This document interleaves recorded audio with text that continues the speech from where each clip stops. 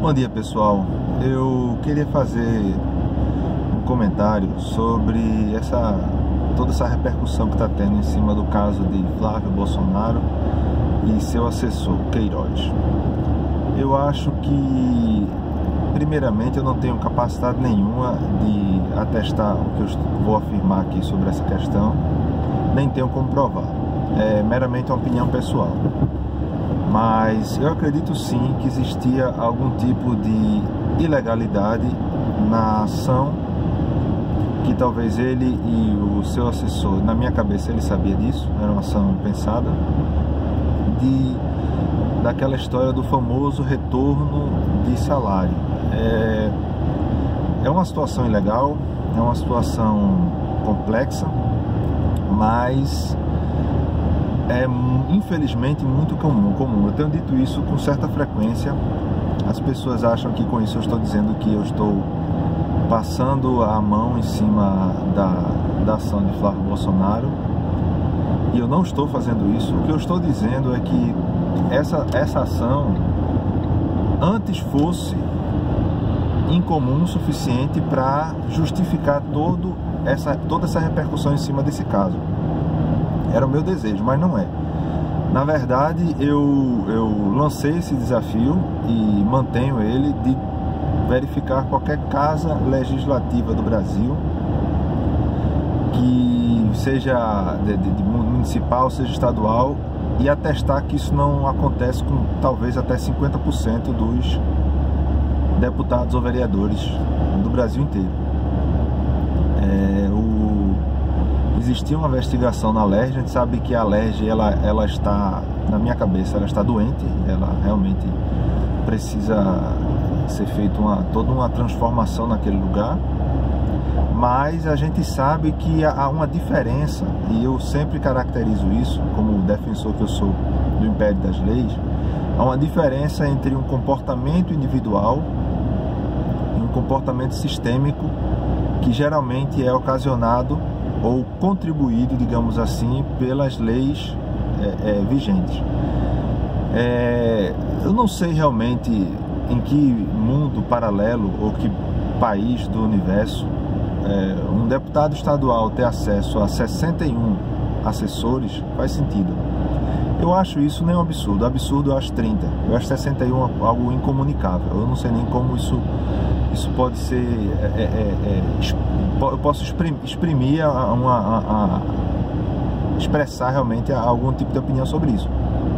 Veja, 61 assessores é algo absolutamente inadmissível. Eu não sei em que qualquer instância do Brasil um assessor não precisasse ter mais do que 10.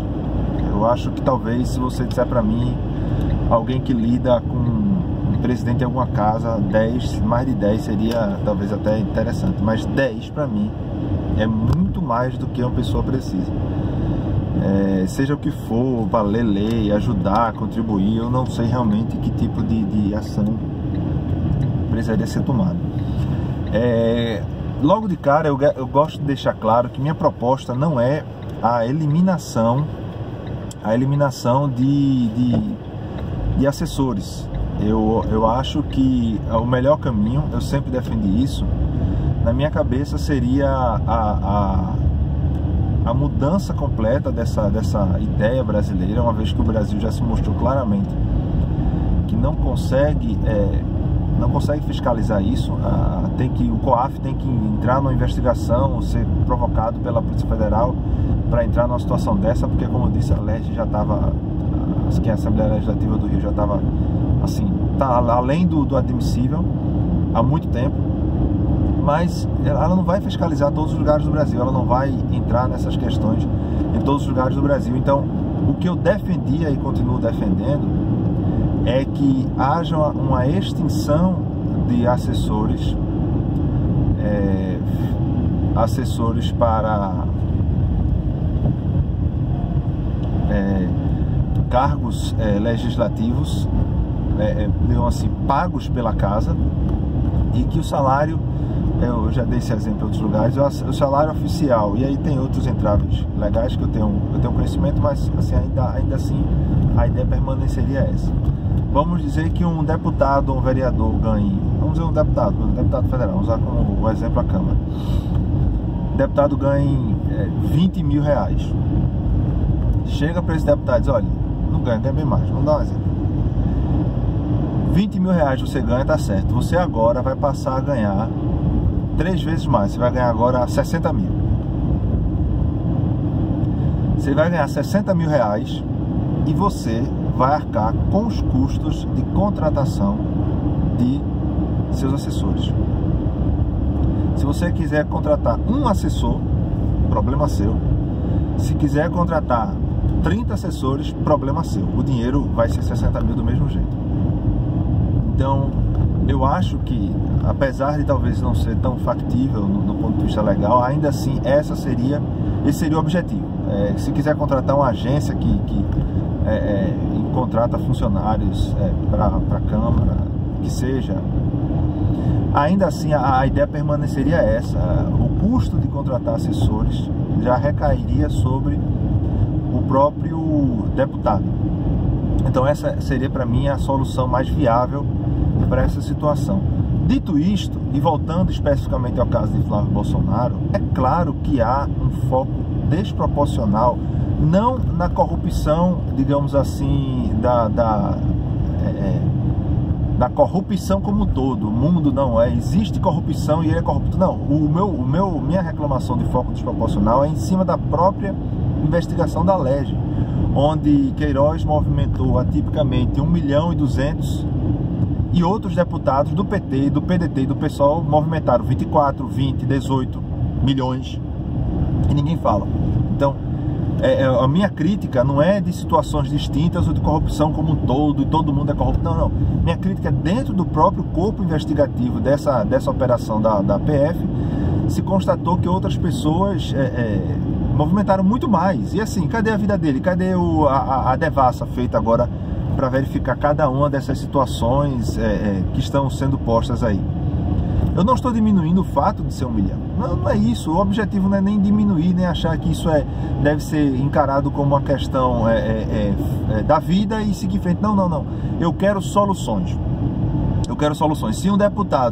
Se a minha solução não puder ser implementada, então se um deputado não pode ter 60, ele vai ter 10. Se ele não pode ter 10, ele vai ter 5 assessores. Veja, eu não quero saber. E aí, desses 20 mil que ele ganha, no exemplo, continuando, que ele tire e contrate uma assessoria externa. Problema dele, entendeu? Assim, as pessoas têm que ter uma quantidade de assessor que seja capaz de realmente ter tudo dentro da legalidade. O que eu faria uma conta rápida para as pessoas, e isso é que eu acho um absurdo, vamos imaginar 61 assessores, cada um retornando 1.000, ou vamos ser mais específico talvez, né? 2.000 reais. Imagina quanto dinheiro um deputado ganha além daquilo que ele recebe de salário.